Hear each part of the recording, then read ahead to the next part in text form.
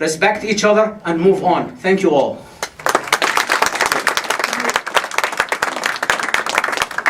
Next speaker is Noreen Shakur, followed by Waleed Abdullah, followed by Omar Sisloo. Hello, my name is Noreen Shakur, and I appreciate this opportunity to speak in front of you. My family's lived in Temecula since 1987, and I come from a mixed background. My mom, a Mormon mother and a Muslim father. I majored in religious studies as an undergrad and went on to earn my master's in education, and I've been a teacher for the past 7 years in the area. I have memories of my father driving my brother and me to Riverside every Sunday because it was the closest mosque. I was so happy when a mosque finally opened in Temecula. It was a simple 500 square foot office space with only about 150 square feet used for prayer. And that was for both men and women. Within a couple years, another office was leased 2 units away because there wasn't enough room. When the mosque relocated to its current location, it seemed ideal. Compared to our previous facility, it was larger and had more rooms, but it was still an office unit. Just think of your children going to Sunday school, where the only area to play, and this isn't allowed, but out of lack of means, all they had was a small, usually full parking lot. How many of you would even let your children play in such conditions? Not only is it unsafe, but they deserve a place to run and play, just like kids who ever churches, synagogues, or anywhere. The mosque went through great effort to raise money from its members during the past 10 years to purchase land and begin construction. Just as the countless members of other religious institutions have had the right to build facilities to practice their religion, Muslims too should be given the same opportunity. Having a mosque here in Temecula is long overdue, and I support the Islamic Center being built. Another thing to add is that many people who live here in Temecula commute. So they most likely won't even be using the mosque there on Fridays because they work on Fridays. These large numbers that people are quoting may be twice, 2 days during the year when people stay home from work and attend the mosque to celebrate the holiday 2 times a year. And the other day when it would be our day of worship is Friday, and Please. they are usually commuting to Orange County or wherever. So I just wanted to thank you for your time. Thank you for everyone who has been here to support us, and especially those who have sacrificed their first night of Hanukkah to be here with us and support the cause. Thank you.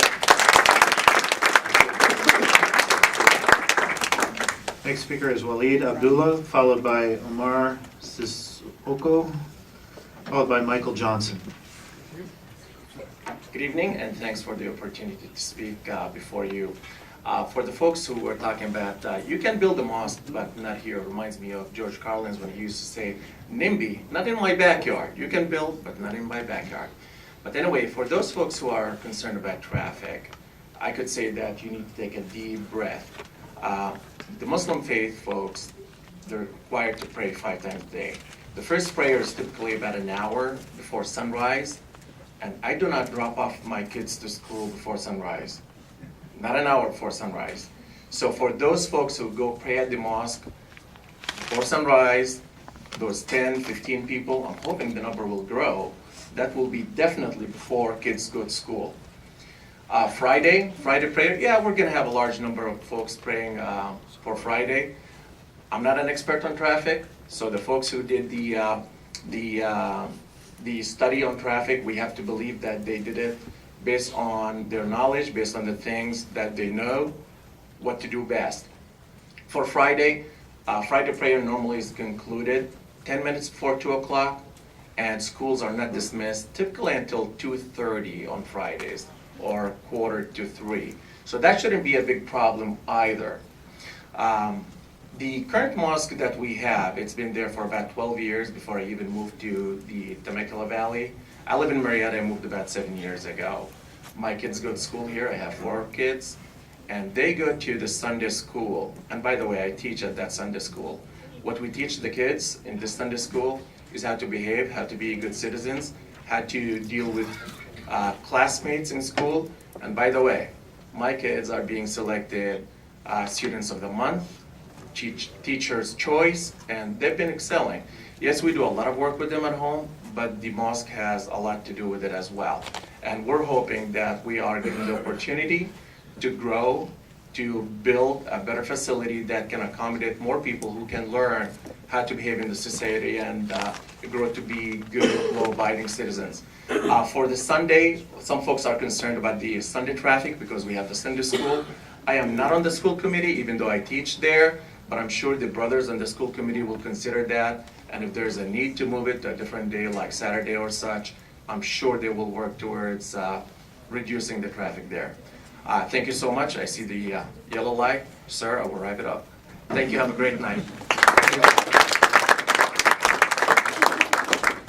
The next speaker is Omar Sisloo, followed by Michael Johnson. And our next speaker didn't put their name on the slip. They listed their subject as the effect of mosque, and they listed an address on Strawberry Tree Lane. If that speaker could come see me, we'll keep you on the lineup. Good evening, my name is Omar Sisloo, originally from Senegal. Basically, this is going for 10 years. We're trying to find a place for our kids. Christian, Muslim, and Jews, it's either we give a proper education to our kids or we're going to hand them over to the gangs. Basically, we want to take care of our kids. And we worship, we are law-abiding citizens. And basically, our kids' future is our retirement, basically. We just want to be integrated to the society. And a lady talked about France earlier. France failed to integrate immigrants coming from overseas, and they never wanted other culture to be part of the structure. But the United States gave us a lot of opportunity, and we love this country, and we just want to have the opportunity to have a place to worship and be part of the society. Thank you so much for the conversation. Next speaker is Michael Johnson, followed by our Strawberry Tree Lane speaker, and Raymond Johnson. Good evening. My name is Michael Johnson. The esteemed Rabbi Gamaliel stated regarding the early Christian leaders, I advise you leave these men alone. Let them go, for if their purpose or activity is of human origin, it will fail.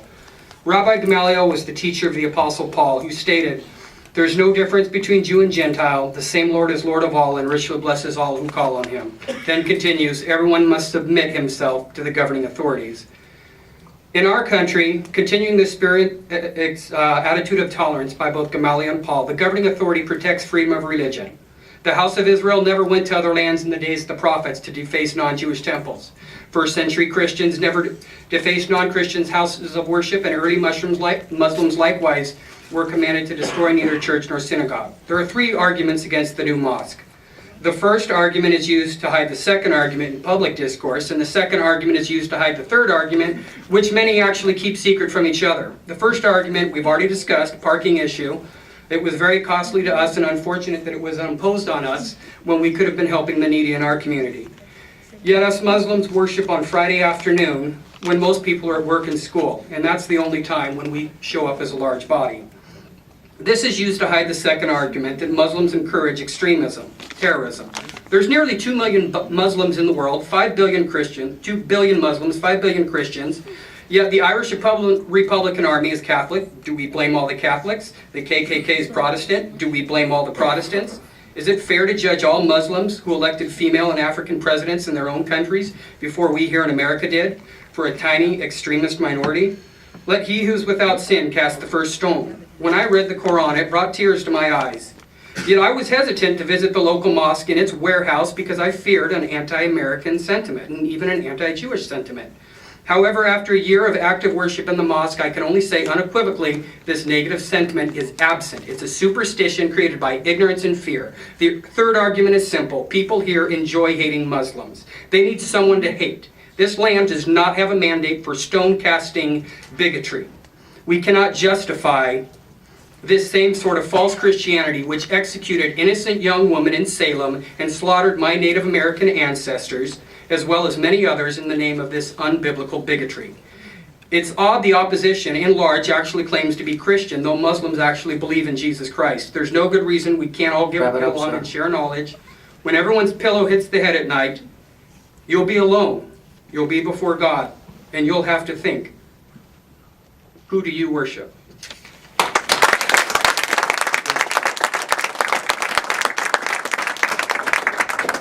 Next speaker is Raymond Johnson, followed by Ted Wegener, followed by Stephanie Barana.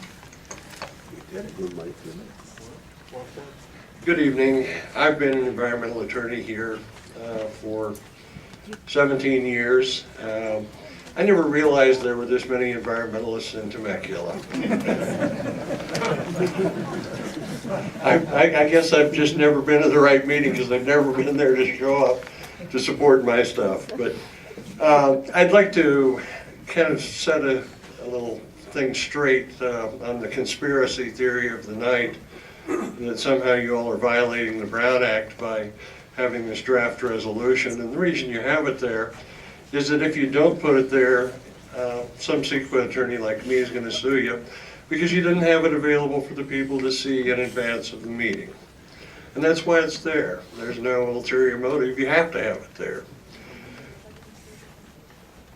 Going on, I guess, the environmental issues are what they are.